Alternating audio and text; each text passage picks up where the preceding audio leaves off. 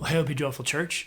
We're in 1 Peter 5, 12 and 13, and just an amazing section of this message that Peter has for these folks that is tying together these personal relationships that were so important in the early church as the church spread out and grew. Let me read it to you.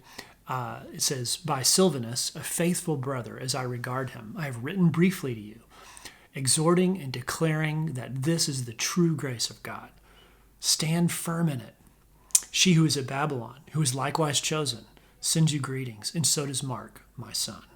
So the early church was deeply committed one to another, and individually in these relationships, these important people that moved around and shared the gospel, discipled and lifted the church up. And then as church bodies as a whole, they were important to one another. This is a cool place where Peter's bringing this up. He's encouraging the footprint of the church is growing. Hear this, people. So Silvanus, who's that? He's Silas, and that's the guy who was partnered with Paul in an early missionary journey. So he's an evangelist, been involved in mission work. He worked with Timothy. You'll see his name come up multiple times there. Personally involved in helping these churches go forward, and he's the one who's the amanuensis for Peter. So really cool there. And then he says, "She who is at Babylon is likewise chosen." He's talking about the Church of Rome.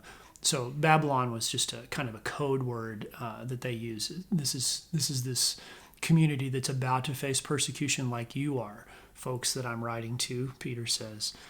So they're in a similar place, and they send you greetings. And then he mentions Mark, and this is most likely John Mark, one of the disciples who Paul actually declined to take with him on mission.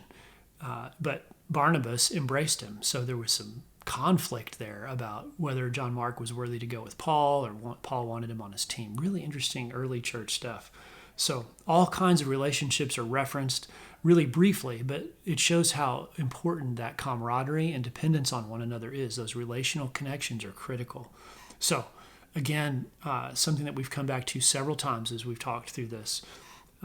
We need to work hard to dig into our relationships as a church. It's very important to encourage each other. We have the privilege of this special family, being connected to a special family that God has created. It is in person, it's close up, and it's far and wide.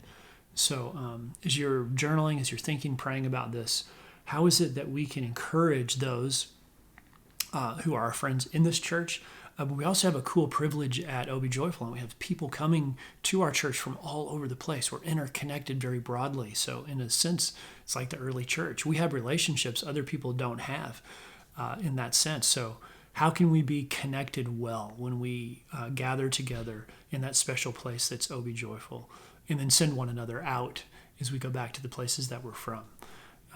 It's a great privilege, and it's not unlike what Peter's mentioning at the end of his letter, his first letter.